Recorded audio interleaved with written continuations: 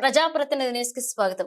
కాంగ్రెస్ ప్రభుత్వం ఏర్పడ్డాక నిరుద్యోగుల కోసం జాబ్ క్యాలెండర్ ని విడుదల చేసిందని 10 సంవత్సరాల అధికారంలో ఉన్న బీఆర్ఎస్ పార్టీ ఏనాడు జాబ్ క్యాలెండర్ ని విడుదల చేసిన పాపాన పోలేదన్నారు. నిరుద్యోగుల గురించి ఆలోచించకపోగా నిరుద్యోగుల అభ్యున్నతికి కృషి చేస్తున్న కాంగ్రెస్ పార్టీపై స్థానిక ఎమ్మెల్యే కేటీఆర్ విమర్శలు ఏంటని ప్రశ్నించారు.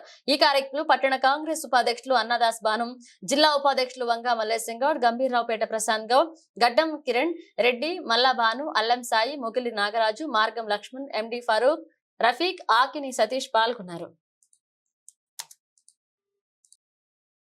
ఓర్వలేక మాట్లాడుతుండు, ఇష్టం వచ్చినట్టు మాట్లాడుతుండు, పిచ్చి పిచ్చి ప్రేలాపనం చేస్తుండని చెప్పి మాట్లాడుతూ ఉన్నాడు. తోటాగయ్య నీకు హెచ్చరిస్తా ఉన్నాం. కేకే మహేందర్ రెడ్డి గారి గురించి మాట్లాడే అర్హత కానీ హోదా కానీ నీకు లేదు. ఫస్ట్ అది గుర్తుపెట్టుకో. సిరిసిల్ల జిల్లాను సాధించే క్రమంలో ఆయన జిల్లా సాధన సమితిని ఏర్పాటు చేసి ఒక జిల్లా ఉద్యమాన్ని మొదలుపెట్టి జిల్లాను సాధించడంలో ఆయన ప్రముఖ పాత్ర పోషించాడు.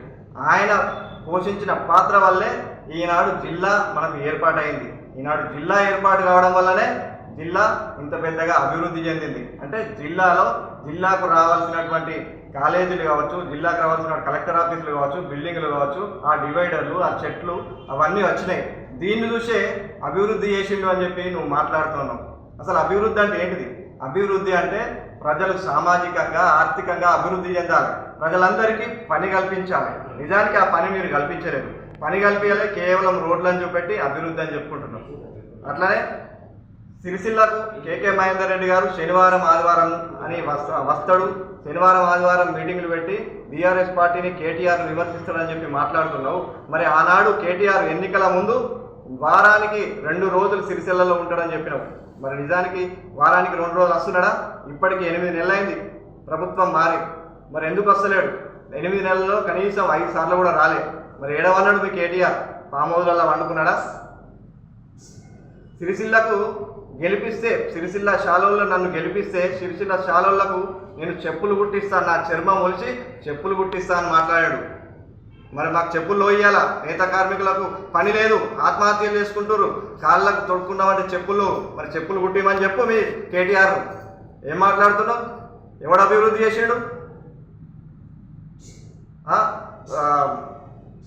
మళ్ళీ ఏమంటున్నావు? ఈయనకు కులం మీద రాజకీయం చేస్తారని మాట్లాడుతున్నావు. కులం మీద రాజకీయం చేసింది ఎవడు? నువ్వే కదా కులం మీద రాజకీయం చేసింది. ఆయన కేకే మహేందర్ రెడ్డి గారిని నేరుగా ఎదుర్కొనే ధైర్యం లేక, నేరుగా ఢీకొట్టే ధైర్యం లేక కులం పేరుతో రాజకీయాలు చేస్తున్నావు. ఎన్నికల ముందట ఎస్సీ సామాజిక వర్గాన్ని దూషించింది ఎవరు? కులం పేరుతో దూషించింది నువ్వే కదా. మళ్ళీ నిన్న ప్రెస్ మీట్ పెట్టి పిచ్చగుంట్ల అని చెప్పి పిచ్చగుంట మాట్లాడతాడు కేకే మహేందర్ రెడ్డి అని చెప్పి మాట్లాడుతున్నావు. అసలు నువ్వు ప్రెస్ మీట్ పెట్టేటప్పుడు అసలు నీకు ఏం మాట్లాడాలనో అవగాహనే లేదు. పిచ్చకుంట సామాజిక వర్గం కూడా ఒకటి ఉంటుంది, వాళ్ళను కూడా గౌరవించాలని చెప్పి కనీస అవగాహన లేదు. నువ్వు ఒక రాజకీయ నాయకుడు అని చెప్పుకుంటావు. అసలు నీకు అనుభవం ఉందా? ఇన్నేళ్ల అనుభవంలో నీకు ఎంత పరిజ్ఞానం వచ్చింది? రాజకీయ పరిజ్ఞానం. అసలు నీకు కనీస రాజకీయ పరిజ్ఞానం లేదు, ప్రజాస్వామ్య విలువలు లేవు. ఇష్టం వచ్చినట్టు ప్రతి సామాజిక వర్గాన్ని మాట్లాడతావు. కేకే మహేందర్ రెడ్డి పద్మశాలీలను అన్నని మాటలను అన్నట్టుగా చెప్తున్నావు. కేకే మహేందర్ రెడ్డి శాలలో ఇట్లా అన్నాడు, ఇవి అమ్ముకోమన్నాడు, అవ అమ్ముకోమన్నాడు అని చెప్పి మాట్లాడుతున్నావు. నువ్వు విన్నావు అక్కడ? ఆయన కేకే మహేందర్ రెడ్డితో జరిగిన ఫోన్ సంభాషణలో ఎక్కడున్నారు అని అంటే, మేము శాలోళ్ళం ఎక్కడుంటాం, సిరిసిల్లనే ఉంటాడని చెప్పి ఆయన అన్నాడు. శాలోళ్ళం అని చెప్పి చెప్పిండు. ఆయన కులం పేరుతో ఎక్కడ చెప్పలే.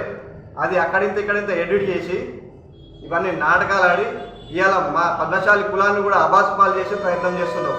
ఇటు ఎస్సీ సామాజిక వర్గాన్ని తిడతావు, పిచ్చకుంట సామాజిక వర్గాన్ని తిడతావు, ఇటు పద్మశాలి ఇక్కడ సిరిసిల్ల పట్టణంలో పద్మశాలీలు ఎక్కువ ఉన్నారని చెప్పి వాళ్ళతో రాజకీయం చేయాలని చెప్పి చూస్తున్నావు. తోటాగయ నీ తీట మాటలు మానుకో. ఇకనైనా నీ తీట మాటలు మానుకో, లేదంటే నీ తాట తీస్తాం. మా కేకే మహేందర్ రెడ్డి గారి గురించి మాట్లాడే కనీస అర్హత కానీ, ఆ హోదా కానీ, ఆ స్థాయి కానీ నీకు లేదు. ఇకనైనా ఈ పిచ్చి పిచ్చి మాటలు బంద్ చేయి, లేకపోతే నిన్ను సిరిసిల్లలో నిన్ను తిరగనియ్యమని చెప్పి నీకు హెచ్చరిస్తా ఉన్నాను.